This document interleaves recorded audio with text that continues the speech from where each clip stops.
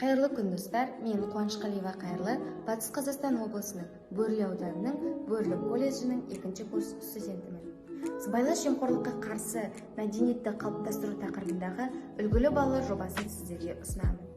Бұл жұмысымды балабақшаның ересек тобындағы тәрбиеленушілер мен мектеп арасында білім алып жүрген бастауыш сынып оқушылары арасында өткізуді жоспарладым. Тәрбиенің қайнар көзі отбасында. Осы даналықты басшылыққа ала отырып, жобаны 2 бағытқа бөлуді тиімді деп ойлаймын. Ең алдымен ата-аналарға арналған қызықты тақырыптар, кейін өзім секілді білім алып жүрген жалынды жастарға арналған қызықты шаралар.